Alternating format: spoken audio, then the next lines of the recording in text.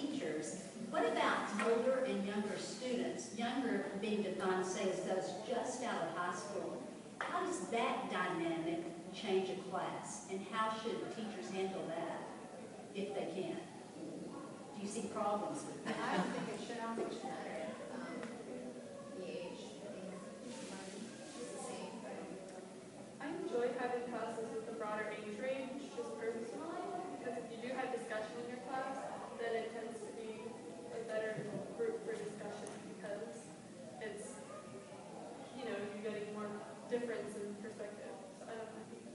Yeah, and the younger you are, you haven't had as much experience in certain areas, so it helps to hear other people's input, and if they're older, then they have different experiences, and, you know, out of high school, you're just little fresh guppies and kind of learning your way in the world, so I like having that dynamic, older and younger mix. I don't think there should be any difference in the way they're treated whatsoever. We're actually at a disadvantage, I think, the non-traditional students, in some ways. In other ways, we're at an advantage because we're at an advantage in that we normally know what we want to do, we normally know where our goal is, we're serious about it, and we're going to get there. Where some of the younger students may not, and many do.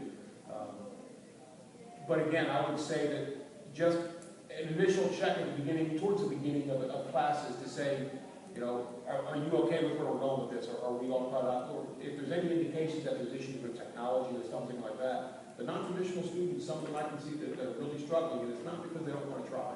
It's more because they're just not getting it, or they're not receiving the information that y'all have put down. You know, something else that I've noticed about us old folks is we grew up in a generation where you did not talk to the teacher. You know, it was like them against us. It's not really like that so much anymore. But when you're coming off, that's what you thought 20 years ago or however many years ago, and you're walking into a setting like this, it's difficult to remember that it's okay to approach the professor. A lot of people who, you know, I'm an adult now, and I've got children, and some people have grandchildren, and a few have great-grandchildren. I know what I'm doing. It's easy to get arrogant, I guess, and think, you know, it's that pride factor where I shouldn't have to ask. And guess what? You know, this is a leveling field. I don't know the same thing she doesn't know, the same thing he doesn't know. That's why we're here. We're here to learn it. And if we're struggling with it, we really going to need to, you know, step up. It isn't your responsibility to come to us and ask. That's a problem that the student is going to have to work out for themselves. And what, you know, based on that is whether or not they're going to fail. If they can't come to you and say, I'm struggling, there's nothing you can do for them. You shouldn't have to babysit. You're not babysitters, you're instructors. And we're here paying you for your knowledge, and if we don't get that gumption to walk up and say, I need my money's worth, you know, putting it bluntly, then that's on the student. I mean, honestly, it really is.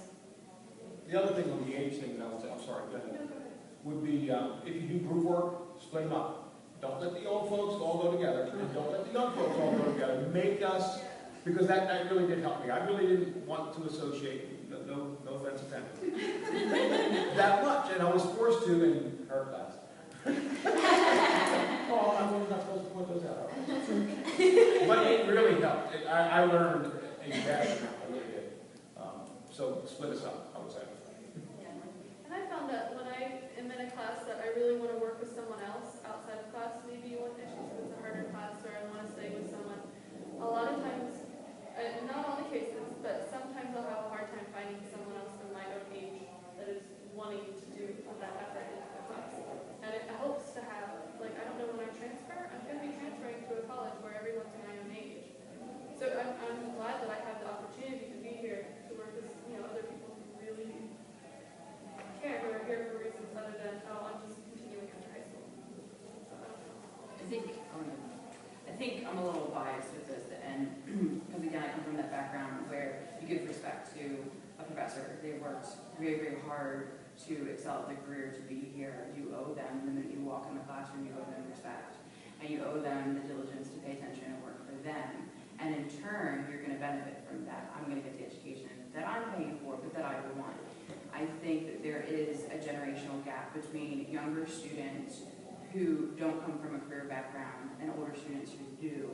I might be young, but I had a career before I did this. I left a very lucrative career to go back to school. I treat college like a career. This is my job, and it's further training me to do a job when I leave, and I treat it as such.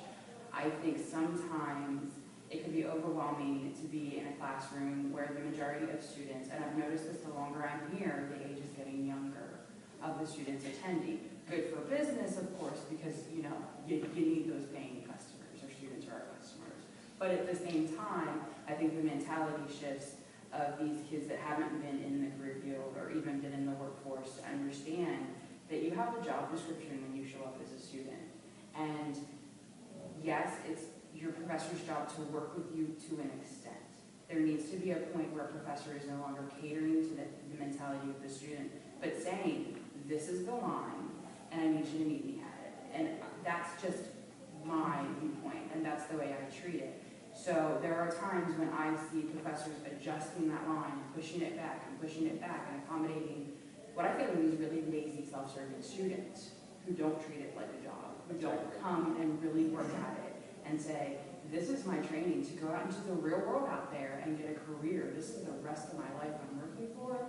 It frustrates me. I don't expect every student to work as hard as I do, but I don't want to see a professor that I respect and I know has an extreme amount of education and work behind them pushing their lines back for a student that just doesn't deserve it, who's lazy, who's not going to put in the work and doesn't deserve that accommodation. And I've seen that a lot. Like, professors give extra credit. When I work at something, I work my butt off at it, and I think it's unfair. I would believe a professor provides extra credit for those who are not doing so well. I don't think that's right. I mean, you set a deadline. You should make that deadline. You should do your work before that deadline. I don't think it's right for a professor to provide extra credit for those who are slacking. Even skipping classes. I mean, if there's a student who they just don't feel like coming to class, like I've experienced where teachers, there might be a student who doesn't come maybe 5 or 6 times, and the teacher doesn't entirely count all of those, so they don't have to entirely drop the student. And I understand where in some cases, it's obviously might have kids and they have to do that. That's something where it's the responsibility of the student to contact the professor and make them, that known. But if something like that isn't the case, keep the student in. If the student's not willing to come to class, it's just another one of those, it's college class. It's not. I think for me, though, being with older students has been more of like an inspiration thing because they, I think, motivate you to work just as hard. So, when I'm in class with like kids my age, a lot of them just don't give a crap, and they're not as hard workers, but those who have been out in the workforce